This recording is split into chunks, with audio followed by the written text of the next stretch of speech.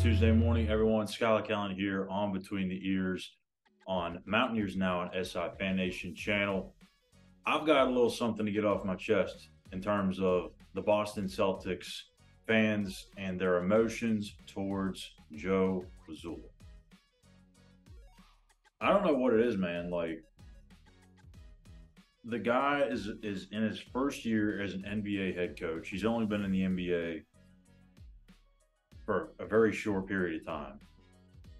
And what he has done with this roster and this team, in my opinion, is remarkable. And keep in mind, I covered the Charlotte Hornets also for SI, and I know quite a good bit about the NBA and how it works.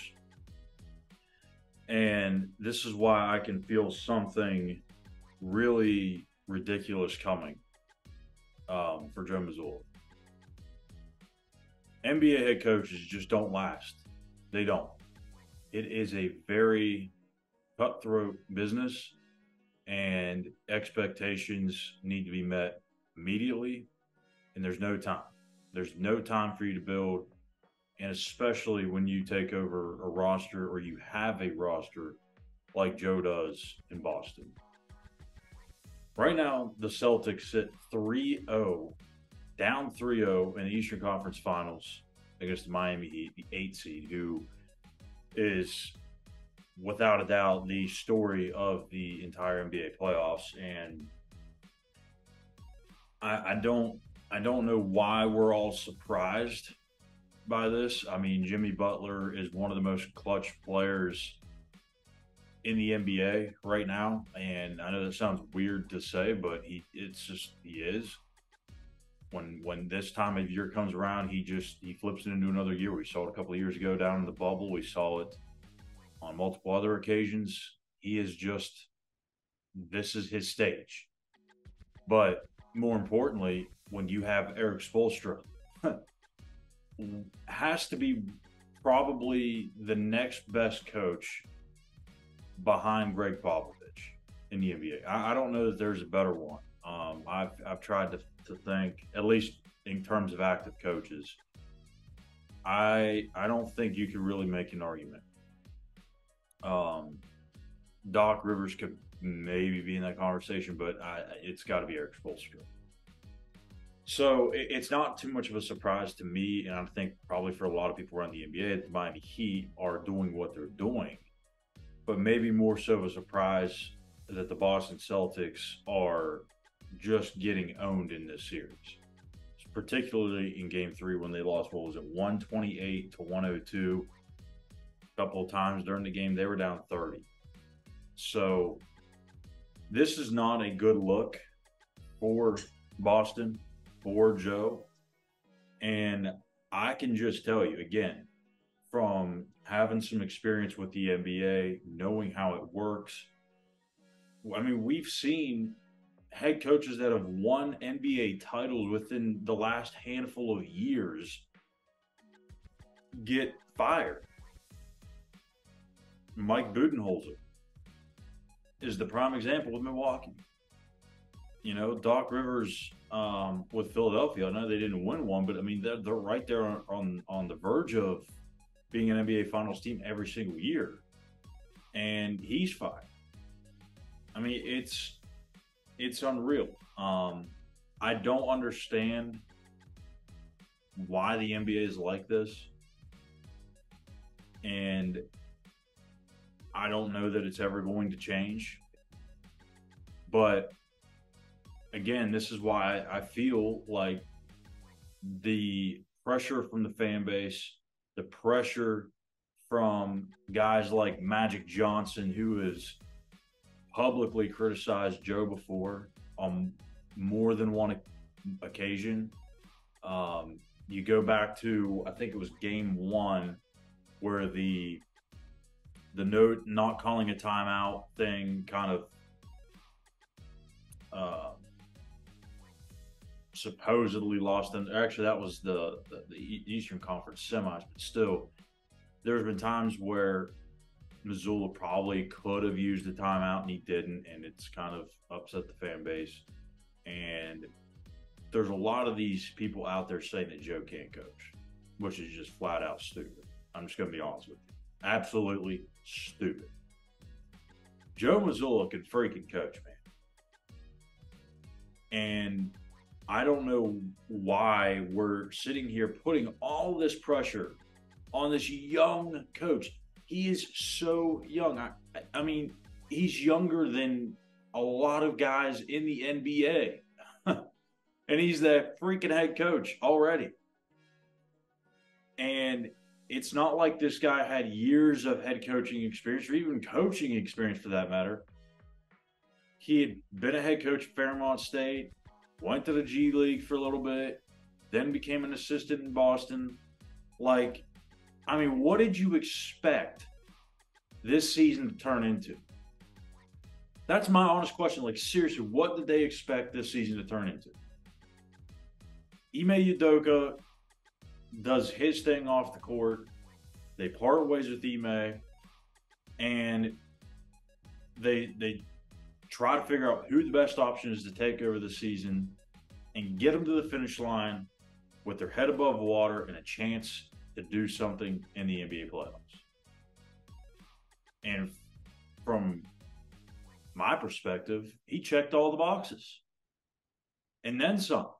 I mean, he had the most or second most, I believe, wins by a rookie head coach in Boston Celtics history, behind Bill Russell. I mean, what else could the guy do? He's down 3-0 to presumably the best coach not named Greg Popovich in his first year in the NBA as a head coach. The pressure is not on Joe Mazzulla. It should not be on Joe Mazzulla. The pressure should be on Jason Tatum. The pressure should be on Grant Williams. The pressure should be on Jaylen Brown. Those guys, this has been the same cluster. I mean, this has been the same group, man, like for the last, I don't know, 3, 4, 5 years that has had the talent. And regardless of coach, Brad Stevens, Ime Udoka, Joe Mazzulla, doesn't matter, has failed time and time again. So you tell me who's in the wrong here. Is it Joe or the same group that fails every single year, regardless of who's sitting in that seat at the end of the bench? It's not Joe Mazzulla for me. I'm sorry. It's not. It's not because he went to West Virginia. It's not because he's a West Virginia guy. It's not anything with that. I don't care where he played his college ball. This is a big issue in the NBA right now, where we're just flipping over head coaches like they're freaking hamburgers, man.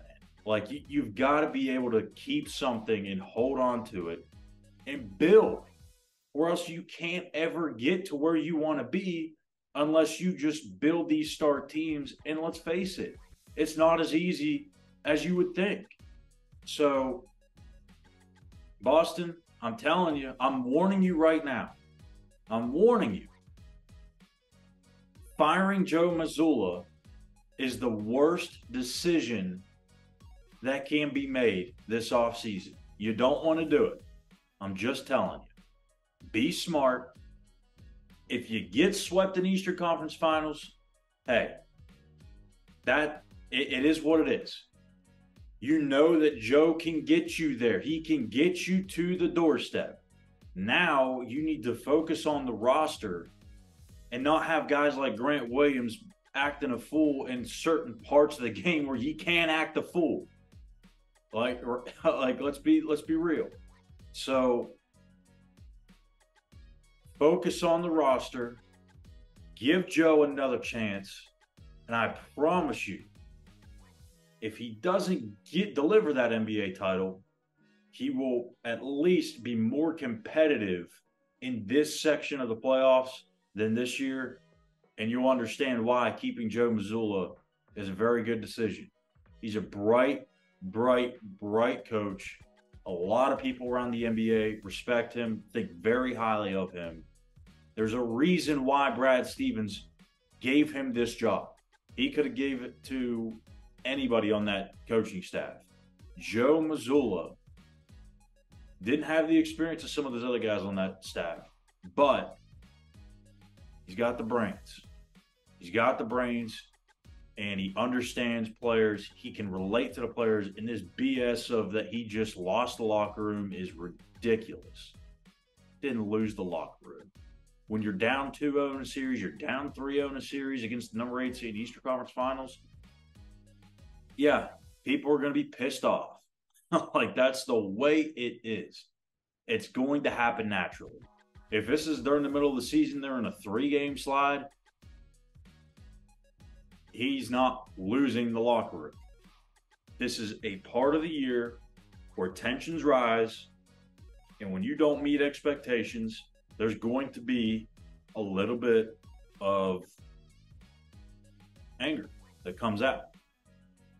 So again, Boston, don't do it. I know you're thinking it. Don't do it. Don't fire Joe Mazzulla.